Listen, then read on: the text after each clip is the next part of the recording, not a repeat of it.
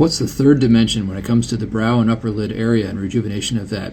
Well, most are familiar with lifting the brow and removing the excess upper lid skin, but the third dimension is actually addressing the depth of the brow and upper lid area. So with age, beginning typically in our 40s, we begin to have hollowing in the inner area of the brow and upper lid area, and it extends then across so that we no longer have that highlight, making it look like the brow is a certain height above the lashes. As we see in this series of pictures of Nancy Reagan throughout the decades, the hollowness begins to occur in the inner portion, then extends laterally. If we only lift the brow and remove the skin excess, we're just going to further hollow out and skeletonize the upper brow area, and that's not a true reset of her youthful state in the 30s. And so it takes an artistic as well as an experienced eye to notice when this hollowness begins to occur and to begin replacing that in the right amount of volume with typically fat transfer or synthetic fillers in order to create the most natural rejuvenation possible. So instead of furthering the hollowing, we want a true reset of that more youthful 30s state. And as we also see in these pictures that have had fat transfer in the upper lid subbrow area,